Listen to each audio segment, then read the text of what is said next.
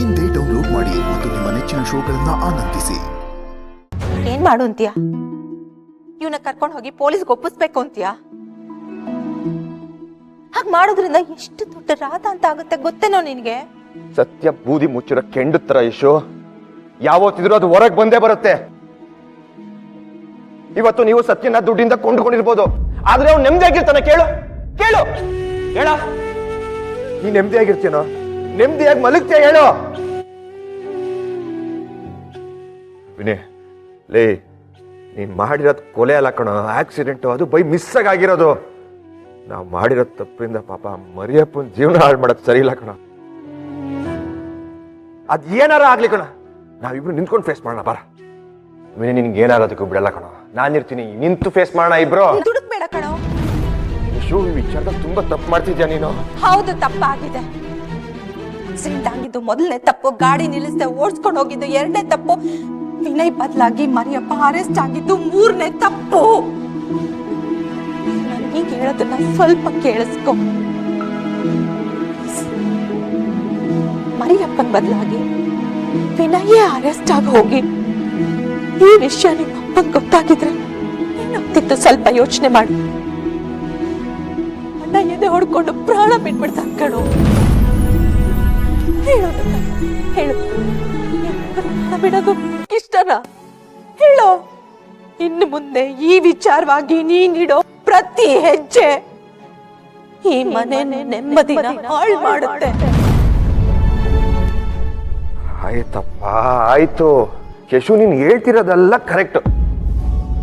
ನಾಳೆ ಬಂದು ನಿಮ್ಮ ಅಣ್ಣ ಪ್ರಶ್ನೆ ಮಾಡಿದ್ರೆ ಏನ್ ಹೇಳ್ತೀಯ?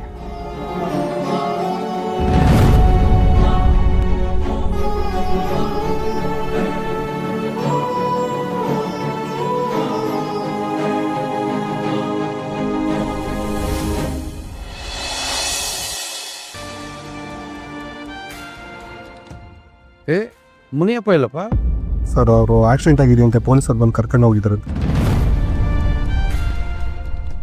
ಗಾಡಿನ ಮೊದಲು ಸ್ಟೇಷನ್ ಕಡೆ ತಿರುಗಿಸು.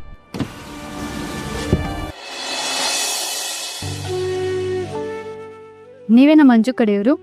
ಇದರ ಇಂಜೆಕ್ಷನ್ ಮಾತ್ರೆ ತಗೋಬನ್ನಿ.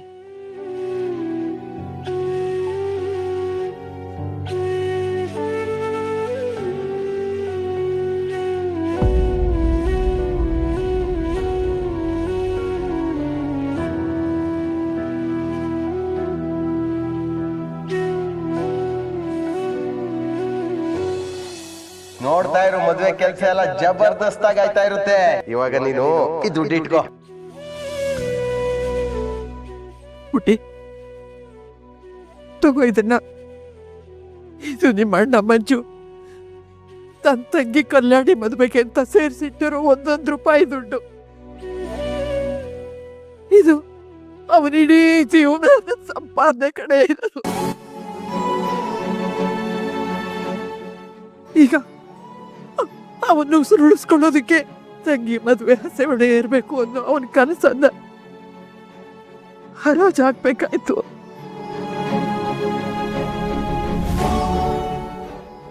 ಔಷಧಿ ತಗೊಂಬ ಪುಟ್ಟ, ಬೇಗ ತಗೋ. ನೀನ್ ತಲೆ ಕೆಡ್ಸ್ಕೊಂಬಿಡಬೇಕು. ಮಂಜಣ್ಣಗೆ ನ್ಯಾಯ ಸಿಗೋವರೆಗೂ ನಾವ್ಯಾರು ಇಲ್ಲಿಂದ ಹೋಗಲ್ಲ.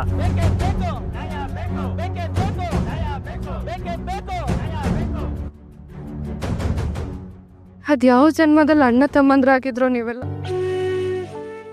ನಿಮ್ ಋಣನ ನಾನು ಹೇಗ್ ತೀರಿಸ್ಲಿ ಅಂತ ನನಗೆ ಗೊತ್ತಾಗ್ತಿಲ್ಲ. ರಕ್ತ ಹಂಚ್ಕೊಂಡ್ಬಿಟ್ಟಿಲ್ಲ ಅಂದ್ರೆ ಏನ್ರಕ್ಕೋ? ಹಸುವಾದಾಗ ನಾವೆಲ್ಲರೂ ಒಂದೇ ತಟ್ಟಲ್ಲಿ ಊಟ ಮಾಡಿದೀವಿ.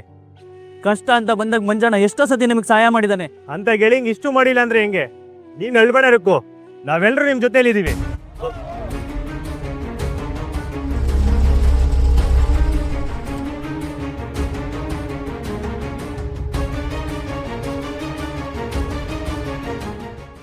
ನಮಸ್ತೆ ಸರ್.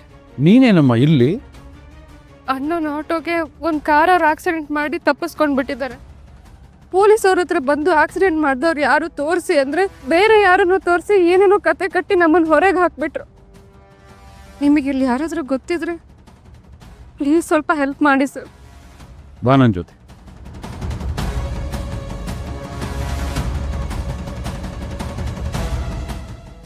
ಸರ್ ಬನ್ನಿ, ಹೇಳಿ ಕಳಿಸಿದ್ರೆ ನಾನೇ ಬರ್ತಾ ಇದ್ದೆ. ನೀವ್ಯಾಕೆ ಬರಕ್ ಹೋದ್ರಿ? ಬನ್ನಿ ಕೂತ್ಕೊಂಡು ಮಾತಾಡೋಣ. ಆಕ್ಸಿಡೆಂಟ್ ಮಾಡಿದ್ಯಾರು? ಸರ್ ಬನ್ನಿ ಕೂತ್ಕೊಂಡು ಆರಾಮಾಗಿ ಮಾತಾಡೋಣ. ಇವ್ರ ಅಣ್ಣನ ಆಟೋಗೆ ನನ್ನ ಕಾರಲ್ಲಿ ಕೂತ್ಕೊಂಡು ಆಕ್ಸಿಡೆಂಟ್ ಮಾಡಿದ ಡ್ರೈವರ್ ಯಾರು ಅಂತ ಕೇಳ್ತಾ ಇದ್ದೀನಿ. ರೀ ಕರ್ಕೊಂಬನ್ರಿ.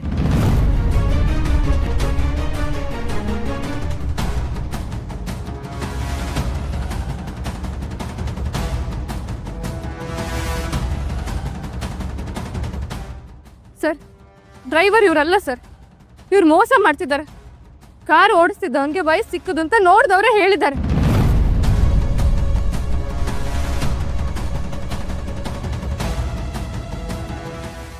ತಪ್ಪು ನಮ್ಮ ಮನೆ ಕಾರಿಂದ ನಡೆದಿದೆ. ತಪ್ಪು ಯಾರೇ ಮಾಡಿರ್ಲಿ ಅದು ತಪ್ಪು. ತಪ್ಪು ಮಾಡಿದವನ್ನ ಇನ್ನು 1 ಗಂಟೆಯಲ್ಲಿ ಕರ್ಕೊಂಬಂದು ಇದೇ ಸ್ಟೇಷನ್ ಅಲ್ಲಿ ನಾನು ನಿಲ್ಲಿಸ್ತೀನಿ. ಇದು ಸೂರ್ಯಪ್ರಕಾಶ್ ಕೊಡ್ತಾ ಇರೋ ಮಾತು. ನನ್ನ ಮಾತಿನ ಮೇಲೆ ನಂಬಿಕೆ ಇದೆಯಲ್ಲ?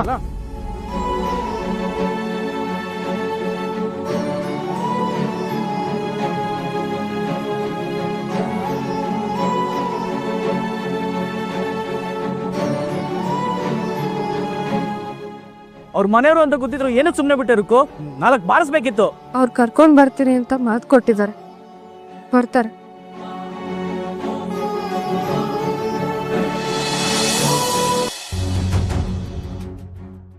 ಯೋಚನೆಯಿಂದ ಹೊರಗೆ ಬಾ ವಿನಯ್.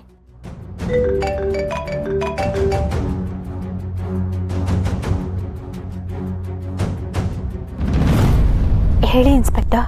ಮೇಡಮ್ ನಿಮ್ಮ ಅಣ್ಣವ್ರು ಬಂದಿದ್ರು. ಏನ್ ಮೇಡಮ್ ಇದು? ನಾವು ಕುರಿ ಮೇಲೆ ಬಟ್ಟೆ ಹಾಕಿ ತೋಳ ಅಂತ ತೋರ್ಸೋಣ ಅಂತಿದ್ರೆ ಅವ್ರು ಬಂದು ಬಟ್ಟೆ ಕಳಿಸಿ ಇದು ತೋಳ ಅಲ್ಲ ಕುರಿ, ನಾನು ನಿಜವಾದ ತೋಳನೇ ಕರ್ಕೊಂಬರ್ತೀನಿ ಅಂತೇಳಿ ಹೊರಟ್ಬಿಟ್ರು. ಎಲ್ಲ ಒಂದು ಹದಕ್ಕೆ ತರೋಣ ಅಂತ ನಾವಿದ್ರೆ ಎಲ್ಲ ಕೈ ಮೀರಿ ಹೋಗ್ತಾ ಇದೆ. ನೋಡಿ ಏನು ಮಾಡ್ತೀರಾ ಅಂತ.